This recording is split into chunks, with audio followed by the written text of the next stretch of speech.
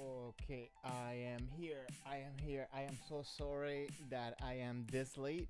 I've been moving this past 2 days, so it's been crazy. But welcome to another Kendo Tips stream, and I'm here for you.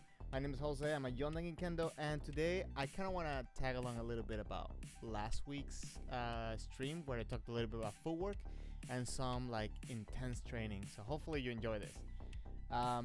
I have a little bit of new setup, so I will really appreciate if the people in the chat will let me know if you can hear me well and if you can see me well. That'll be very helpful.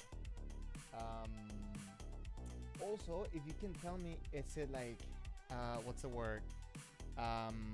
Is it choppy? Is it like it's the image fluid, or is it kind of like stuck? I guess I could also like go into my iPad and check it out.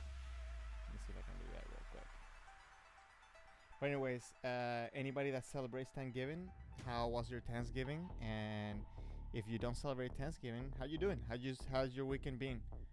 Let me see.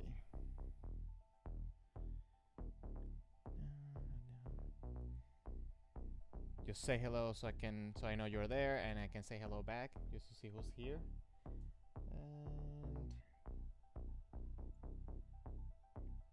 okay.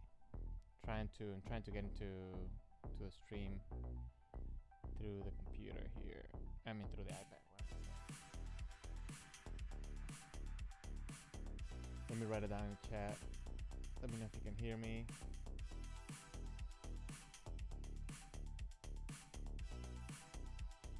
Hear me? Okay. So I kind of want to give a little bit of time for people to come in. I know I have a little bit of an odd timing today, and I'm really sorry for that. Again, you know, I was moving this past 2 days. I'm still not done. So today I had like so many like hiccups when it came to setting up the stream. So yeah, that's why I'm kind of wondering how things sound and how everything is on your end. Because everything seems fine here, but I really don't know when it comes to like the music, the volume, the image, because I really want to make sure that you get like a nice foot experience. Let's see.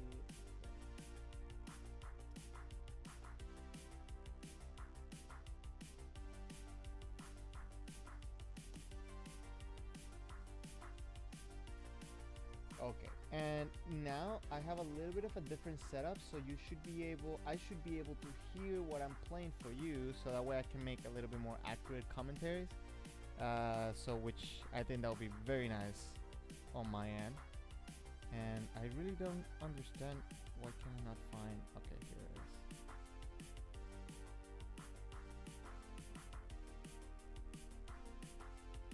So yeah, let me know you're there so I can say hello. I'll start playing the video that I have planned for today in a second. I kind of want to share also a little bit of my experience when I was in Japan. And okay, so it's here. Let me make sure that I put headphones so I don't bother people with it.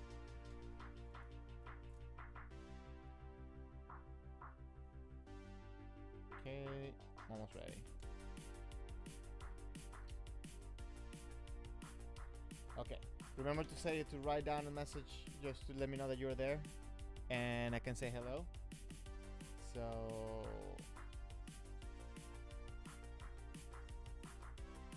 okay, thank you, Aisha. You're being my sound police, and I'm sorry a little like crazy again. I've been moving for the past 2 days, so I know I look like a crazy person right now.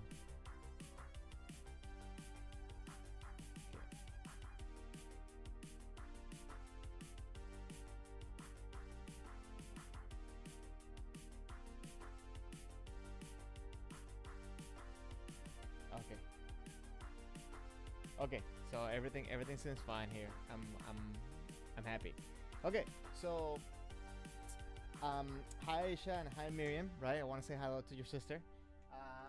Wanna apologize again for being so late. It's been a crazy past couple days, and you know, I was thinking about when you have TV shows like they skip a show because of the holidays, this week I kind of really understood why, because we had the holiday here on Thursday, and Friday you still, even though I worked, it was like very short day. But between preparations with the holidays and all the stuff, and like I really didn't have time for anything. And now on top of that, I'm moving, so it's been very very crazy. So I really didn't have much time to like make a video for my channel this week. So I'll probably try to come up with something like that's not gonna take me too long to edit, so I can put a video out this week. I think that'll be awesome. I was thinking making a video on common problems on the swing. So I think my last video was about like some of the things to keep in mind when swinging your shinai. But I kind of been watching a lot of people doing like suburi and stuff like that. So I kind of wanted to just talk a little bit about the problems that I've been seeing from people like doing suburi, that maybe they don't understand some of the concepts or some of the things that they're maybe misinterpreting. Maybe that'll be something. I wanted to do maybe like the 5 most common mistakes that I've seen.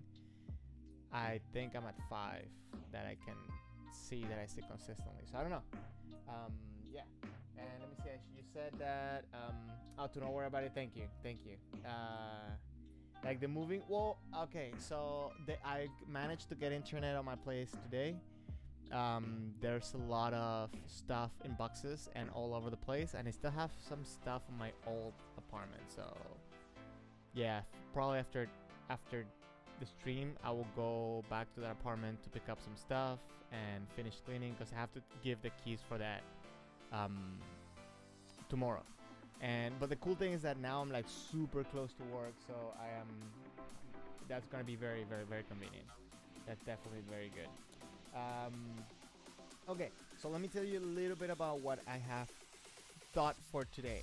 I found a video of Osaka's police training, like kind of like what's it called? It's like a thing where they show like some of the different things they do for their training, and I feel that that's something I can talk about because I was there, and like I did a lot of that training consistently. I couldn't do it every day because they had like events and things that they have to go, and I also had different dojos that I was going to. But I did it probably like about twice a week. I think in average between like all the times that I was able and not able to go. Let me see, Aisha, you said thanks for streaming even though I'm busy. Okay, thank you very much. I have fun doing this, so I always want to make sure that and also what. I realized that I learned so much by just taking the time to talk about some of the things that I'm watching in the videos, and like it refreshes me a lot of different things, and it's the best, I guess, form of training that I'm doing right now when it comes to the learning part, which is something I wanted to mention a little bit today. I think Kendo has a physical part of it, of course, and it has a mental part of it. And when it comes to the mental part, it's not only about like knowing yourself, your habits, and like being mentally strong to go through the practices when you don't feel like it and stuff like that, but also has to do with like knowledge, right? And information, how things do and how things work. And you can have someone that is really good in one and not the other and be okay and do okay. And you can have one that's like, very good physically and stuff that doesn't really have a very good understanding and again, be okay. But if you want to be good, I think you have to work on both. I think obviously the knowledge and the information, it's more important than the physical aspect, because again, Kendo is not something that's made to be for like brute force and stuff like that. But I think physical conditioning definitely helps obviously it's a physical art. So what I'm saying is that, okay, you can be top shape and still not be as good as someone that has more knowledge than you, and maybe it's not in such a good shape. I guess that's what I'm trying to say. And I lived that a lot when I was in Japan, doing Keiko with like senseis that were like 60, 70 years old, and just like, just swiping the floor with me. Like it's crazy. So, okay. So let me show you some of the. And by the way, let me know how the video is going right now. Is it fluid? Like, are you seeing like choppiness in the video? Because that's something that I really worked on this week. Try to make sure that I got rid of that choppiness.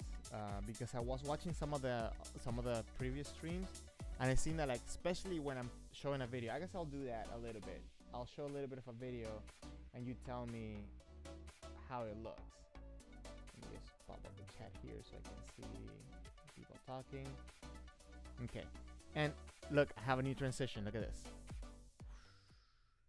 Nice. I feel like that's funny, but it looks cool. Okay, so you should be able to see now the screen that I have with the Osaka training. This is right here is Osaka Dojo. I'm gonna play a little bit of the earlier part so that way we can see the quality of the video.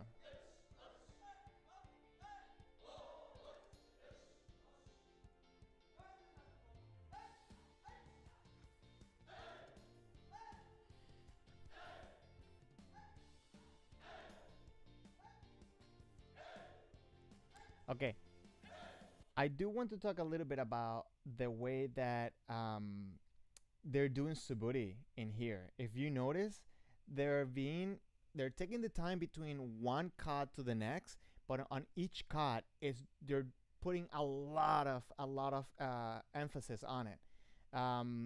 They're making sure that it's sharp cut, it has intensity, it's fast, and it has a sharp stop. Good tenouchi, good footwork. So I think that by doing it that way, it's a little bit more demanding when it comes to the physical output from your body, even though that it might be slower between one cut to another. But the cuts are definitely not slow. The cuts are very good. Um, Aisha, you said you love the transition. Thank you, thank you. I got it from there's this guy that helps a lot with streamers with streams, and it's called Harris Heller, and I downloaded it from his Discord. So that that I thought it was cool.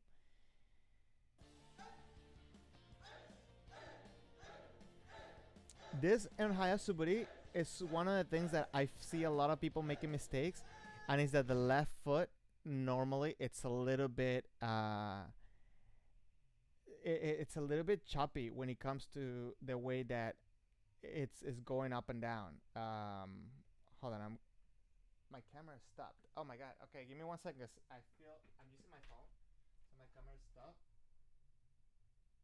Okay.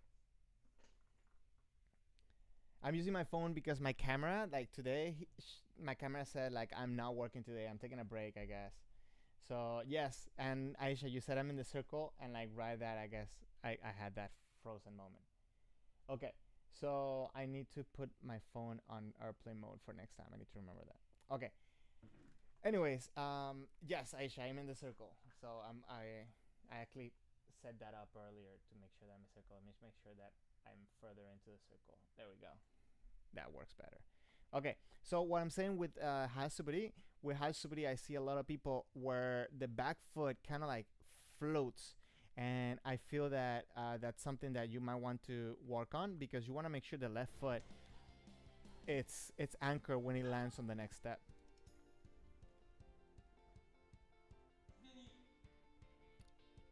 So let me tell you a little bit about how I experience normally when I'm seeing these practices because they have different practices. Hold on, let me pause it real quick, and I'm gonna fast forward it too. They have different practices depending on the day and what they're doing. One of the practices they always start with some warm up, suburi, and then they do mokuso, and then after that they start with a regular practice. Sometimes they would do practice where they would do waza techniques, kirikashi, and then move on to keiko with the senseis, and then after that probably like some kakarigeiko, and obviously that like some of the stuff they'll mix and match it, right? But they also had a uchikomi practice or tobikomi practice, right? And this is it. What they're doing here is they're using the whole dojo to go to go the lengthwise of the dojo to do the kirikashi or whichever wasa they're practicing. So I'm gonna let you watch some of that.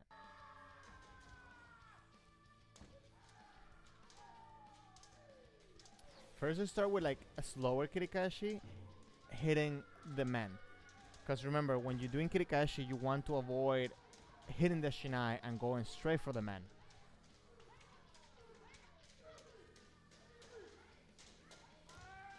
Normally, you do it one way and then you switch with your partner.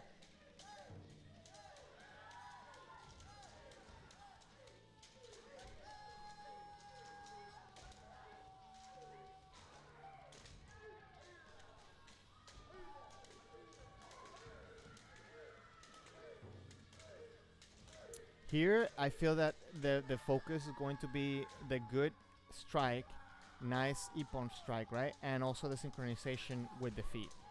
Then they also do dokirikashi, which if you haven't tried that, you should definitely do it because it's a great practice.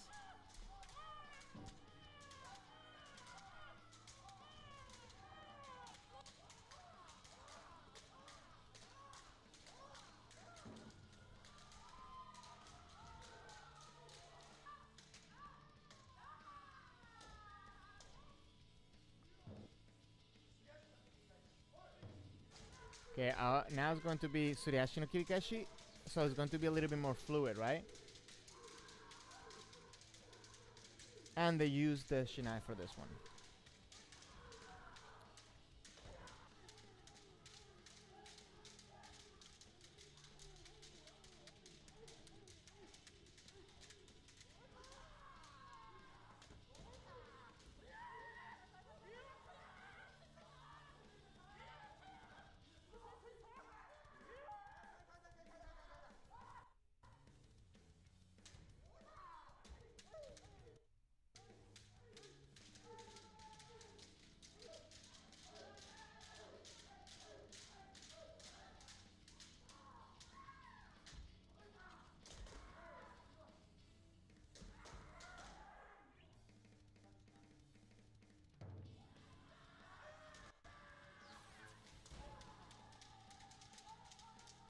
I feel like is it going out smoothly for you guys?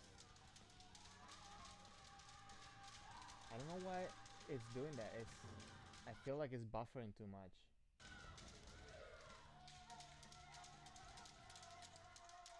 Also, the camera holding of the people doing the video, it's not really helping.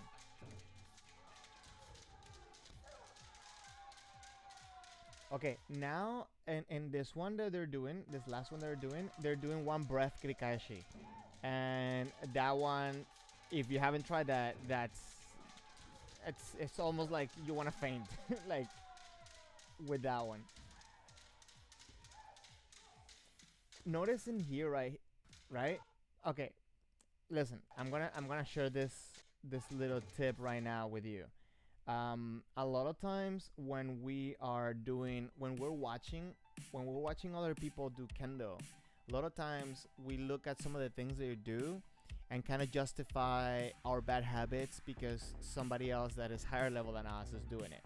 So I'm gonna in a second I'm gonna go back to that video and I'm gonna show you how that person that's gonna be like right in front of the camera is doing kirikashi very very small. So her, I think it's her hands are very like not going up. I had a sensei kind of explain to me a little bit of that, and when in that kirikashi the focus is just kind of giving your all, right? Like because it's going to be one breath kirikashi, you want to hit as many and do as many as you can with good impact. So all of them is going to be with good impact.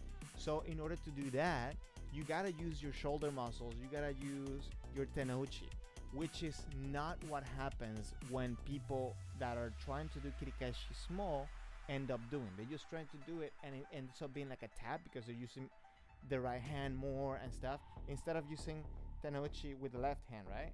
More like this to kind of create power and using the shoulders to hold and to put your hands up a little bit, right? So whenever a sensei will see you doing a small kirikashi, improperly or like incorrectly, they will tell you, okay, you need to do it bigger. You need to do it bigger. Normally, when you have senseis tell you need to do it bigger, is because you're probably not using your shinai or your arms correctly. So I just kind of wanted to point that out because that's something that I've seen a lot of people do. And then when I ask them, like, hey, why are you doing it like this? I'm not saying specifically with kirikashi, but like habits, and asking, like, hey, why you do this like this? Because I notice they're doing like that, but it's not something that's correct. And they're like, oh, I saw it in this video. I saw this person do it, and and it kind of justifies that way. You want to stay away from that. You want to make sure that you try to do your best. So your best has to do with properly using your muscles, not necessarily being the biggest, right? So watch it. Right here, she's going to do it. Oh wait. Oh, I think it was that right there. Even you see right there that kirikashi, it's very small. So this one's a little bit bigger. Everybody does a little bit different, right? But right here, look at this one. Even though I feel like that one was a little bit too much right hand. But again, the focus here is just to do as many as they can.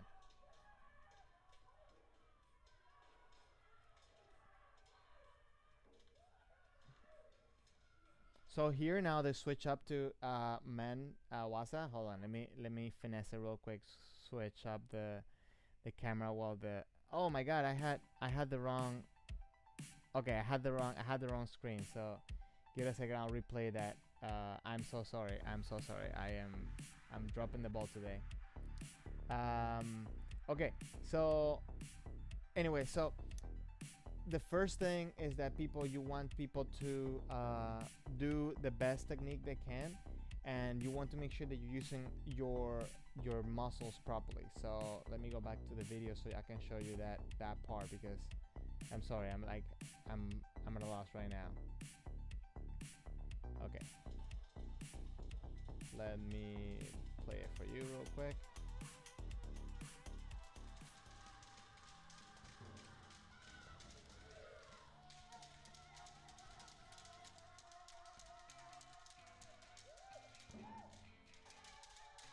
Okay. If you see that kirikashi, it's very small. Right here.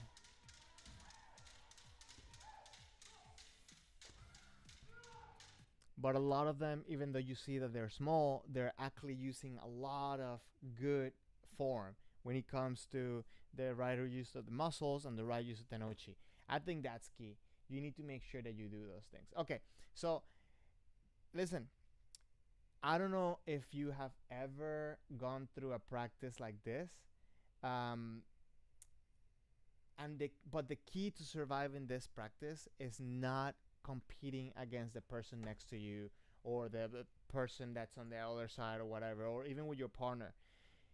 The key to surviving and to actually getting the best out of this practice is competing with yourself. So for me, the first time I did this practice when I was there, it was a very hot day, a very, very, very hot day, and I didn't know where they had the water or anything like that, so I couldn't go to water breaks at that point because I just, my Japanese not being that good, I wasn't able to like communicate with people that much. But I was dying after the first couple of sets of drills. So towards the end of practice, I think it was, yeah, because that day we did, I think we did a few rounds of kirikashi, back and forth, back and forth, back and forth, and then we went to the wasa part. So, but we did like a water break, and I couldn't get water, whatever, and it was crazy. So I was kind of like pushing myself, competing with the person that I had as a partner. And this kid, like, I mean, like, he was fire. Like, he was so fast. He was so strong. And I just, catching up with him was really, really, really hard. So whenever he was doing the drill, I was just trying to make sure that he wouldn't be on top of me. When I was doing the drill with him, when I was the one executing the wasa, like, I was just trying to mimic, like, to just push him. But obviously, he had more experience than me at that point, and like, he was really good. So what that ended up doing, it was kind of like exhausted me to the point where like I wasn't really doing my best.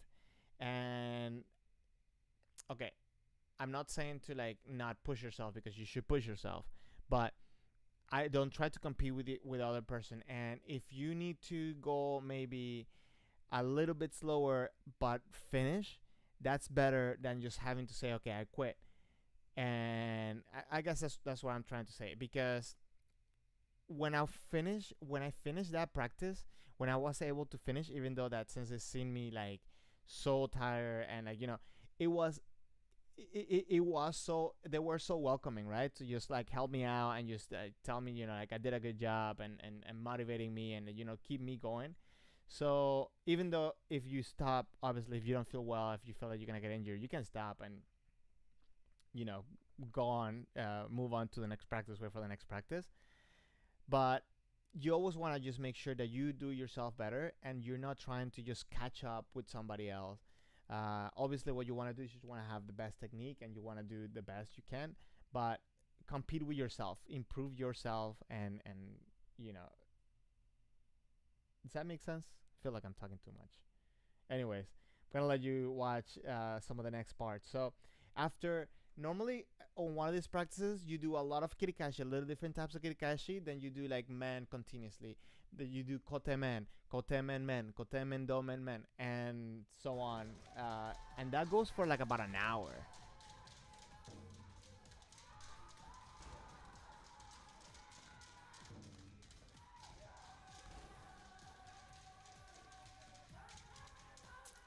And you see here, they're not trying to do the biggest waza necessarily.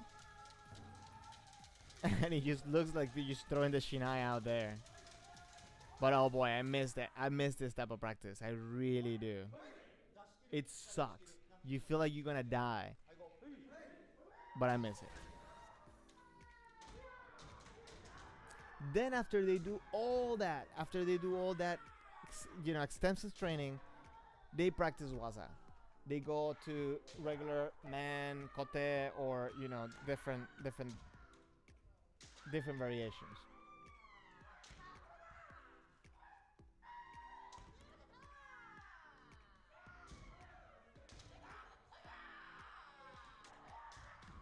I think it's awesome that the Osaka police had so many players in the world championship team, like in the Japan team for the world championship. Because they have, I believe, Maeda, Tsuchitani, and Okido, right? And plus, in the girls, they had Yamamoto. Um, and I'm not sure they had one more girl in there. But, anyways, I think that's impressive. And I think it goes to show that their training kind of works, right? Because Japan has a lot of dojos and prefectures. Prefectures. Is that how you say it?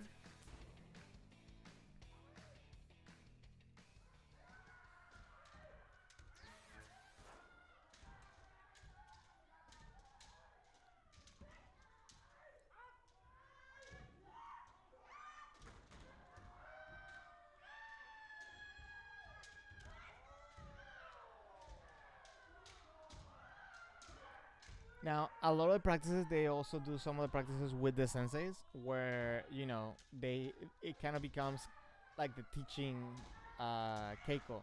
And obviously, because they have so many senseis, they have the opportunity. The players have the opportunity to learn so much from different perspectives. I think it's awesome, and it was a great experience.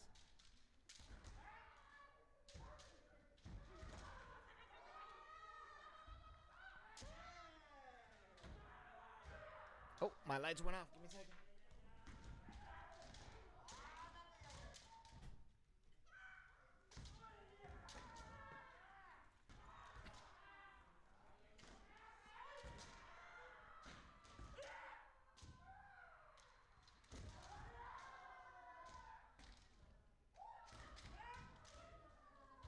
Let me ask you, how do you think you will feel going through an intense practice like this? When it comes to a lot of kirikashi, maybe like about an hour. Let's say 45 minutes of like kirikashi and continuous wasa, tobikomi wasa, right? Like just men, all across the dojo. One little detail that you probably you probably will not guess, or you will not know unless you are there. That floor is very, very slippery. That floor you see there is so slippery. It's not the most slippery one, but it's definitely slippery. If you go to practice in the Osaka Castle, that floor it's super slippery. I remember also in the Kobe University dojo, it was also very slippery. So normally what they do is that they put like little towels with water across the edge of the dojo floor, so you can like literally come put your foot to get a little bit of like get a damp a little bit, so you have a little bit of better grip for a little bit, and that helps a lot. For me, obviously that helped, but a lot of times, like I feel like my feet were so hot, like when I was practicing theirs during the summer, that I'll come just step there, just kind of cool them down a little bit, and obviously to get a little bit more grip, right? But it definitely helps with those two things. But having such a slippery floor, it's even being in kamae, it becomes a little bit more exhausting. So I would try to say, try being in kamae on like tile while you have socks on, and try lunging forward like if you're gonna attack, and it's very similar to that because you have very little grip. But if you notice, let's go back to the thing, but if you notice, they have so much power when they go forward, and it has to do with the proper positioning of your foot, the proper muscles to push forward, and just having your body in the right position, ready to go.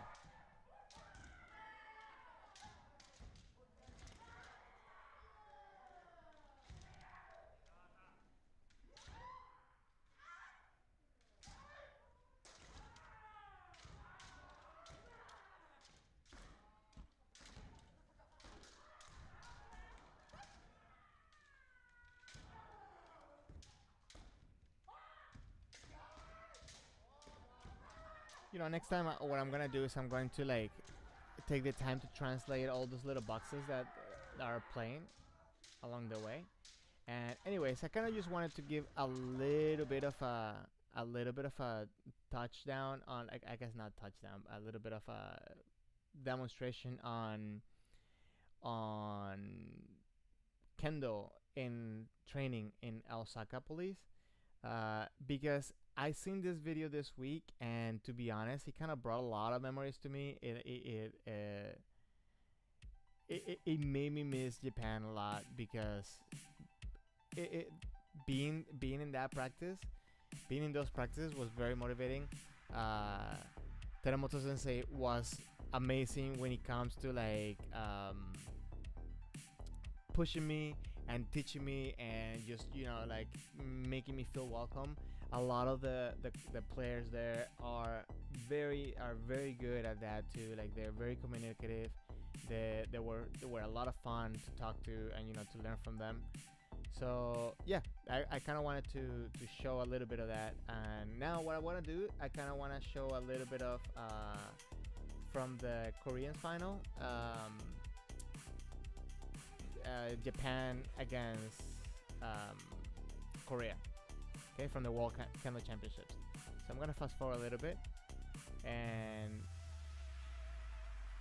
now back when I first came back from the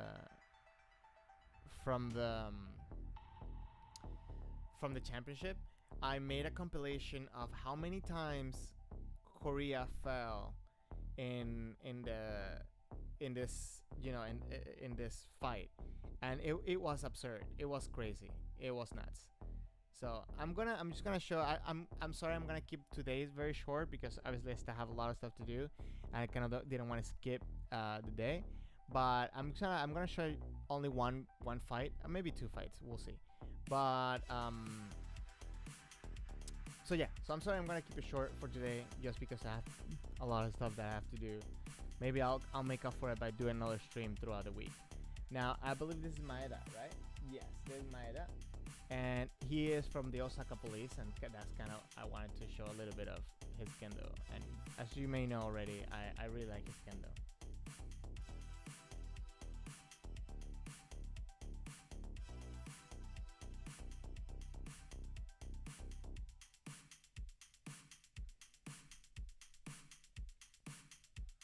Oh wait, I didn't switch the scene. My bad. There you go.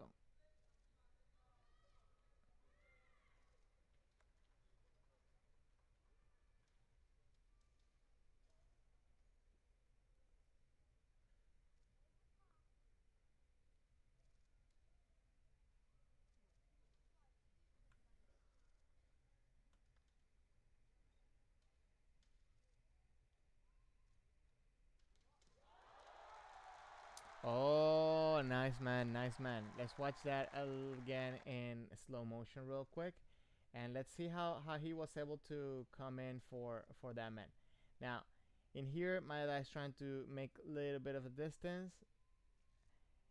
Uh, he's he still hasn't made a safe distance there, but he kind of got stuck.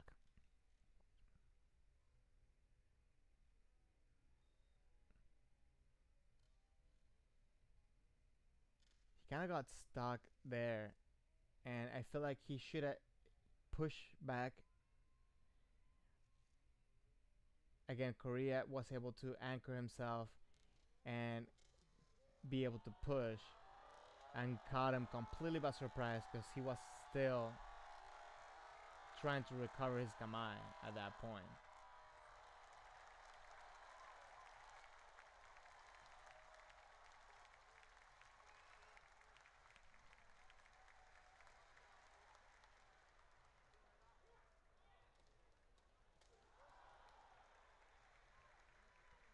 I think that was a nice attempt for the kote, but I feel that maybe obviously a little bit rushed there. Look at that. He comes in, he's making distance. It was a good attempt. Um, but obviously wasn't open.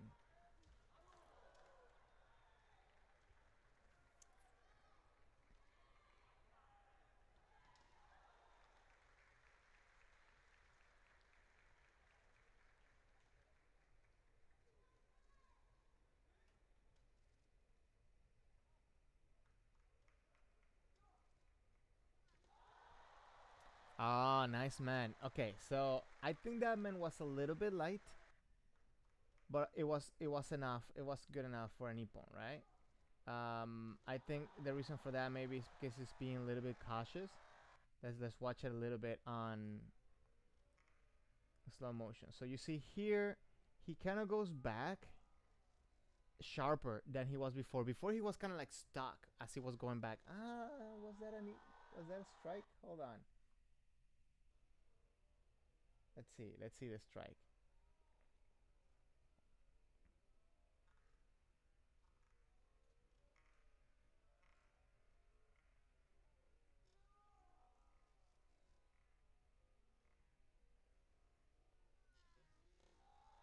I think it was more like a Yokomen, very light.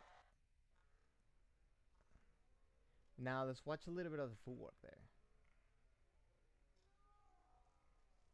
Okay, again, you see he's going back a little bit more fluid. He anchors, changes the timing to go forward, and the Korean guy tried to cover this way, he came a little bit on the Yokoman, and he was able to squeeze in. If he would have come straight, I don't think he would have been able to get that ippon.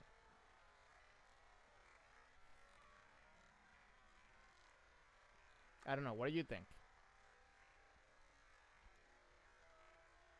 Oh, let's go back to regular speed.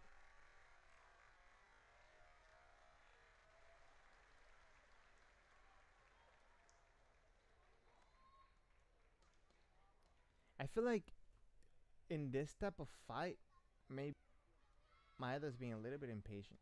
Oh, that was okay. I'm gonna say that that was a fall, but I think that was not like like a purposeful fall. I think that was completely a good accident.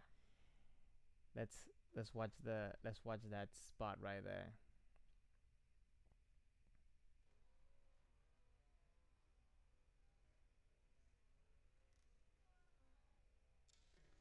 I mean, like it was very close for a Nippon.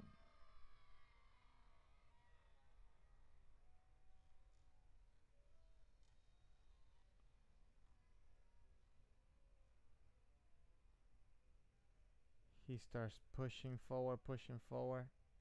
I think it could have been men.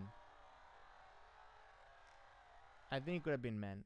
Um, the doll. I want to know. I want to see if the doll.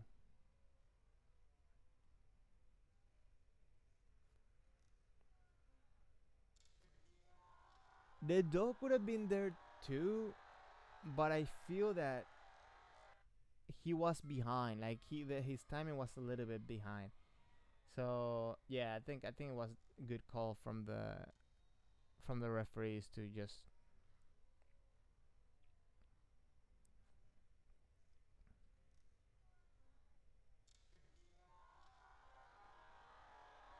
right. Like I don't know. What do you think? What are your thoughts on that?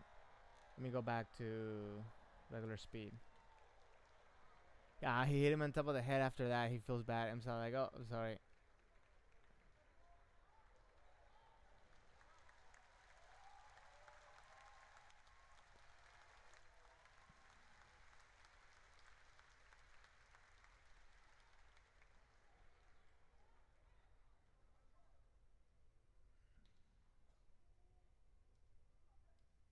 It's interesting how they both have, especially Maeda. He has like such tiny step work to close the distance.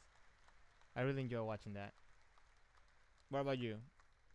Do you like which type of footwork would you like more, like Korea or Japan?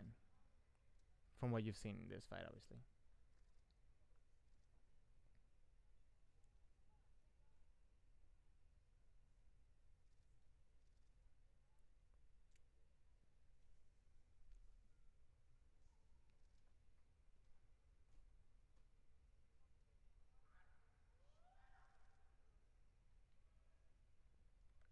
Great call from the Shimpans to do Wakare.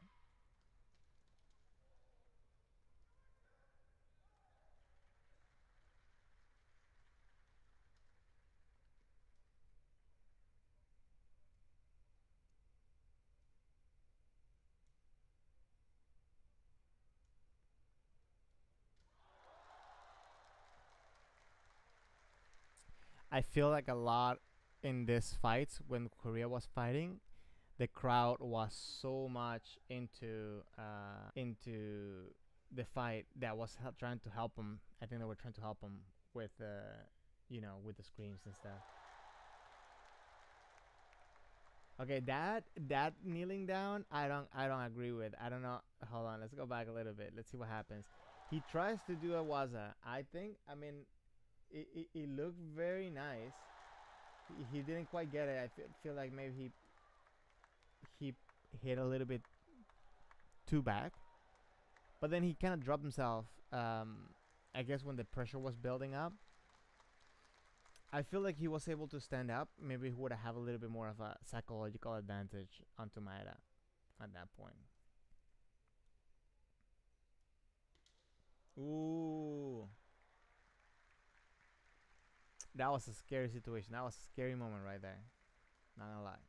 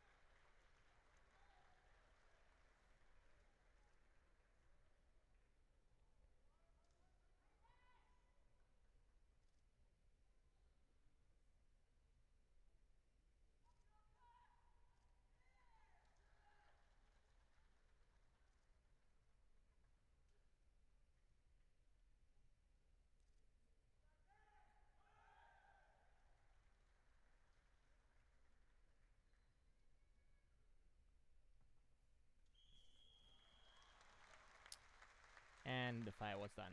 That time's done. So listen, obviously I think every kendoka has their own style and they have their own advantages and the way of doing things, and I think that's what makes some kenshi maybe more relatable to others. I think that's where we'll have favorites, and I really enjoy the type of kendo he does. But a lot of the kendo that he does, he's capable of doing not only because of the knowledge he has, but also because of the physical training he has. And obviously, you get that a lot through a lot of the trainings that the Osaka Police does, and a lot of universities do the same training. And I know it might feel a little bit like exhausting, I guess, for lack of a better word, to do those type of training.